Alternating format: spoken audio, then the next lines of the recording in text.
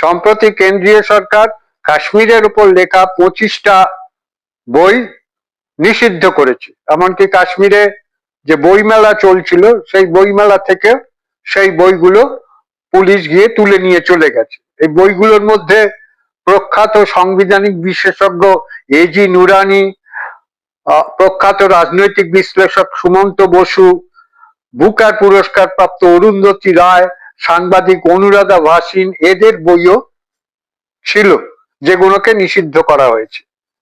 তেমনি আমাদের বাংলায় বেঙ্গল ফাইলস বলে একটা ছবি, তার ট্রেলার লঞ্চ করতে গিয়ে পুলিশ গিয়ে বাধা দেয় এবং বন্ধ করে দেয়া হয়। এটা সরকার এই জিনিস করছে, অর্থাৎ সরকার বলছে যে তাদের যেগুলো পছন্দ নয় সেগুলো মানুষ দেখতে পারবে না।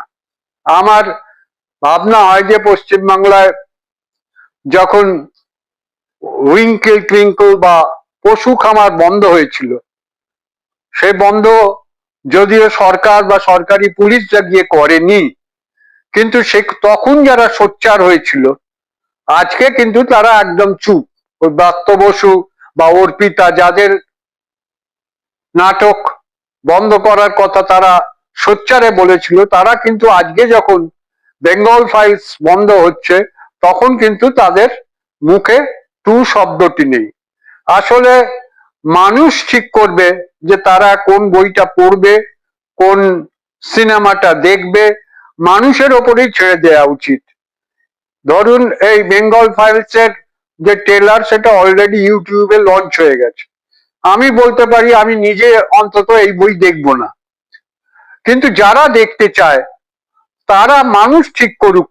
যদি মানুষের অধিকারে হস্তক্ষেপ হয় সেটা তো সংবিধানের মানুষের মৌলিক অধিকারে হস্তক্ষেপের সমান।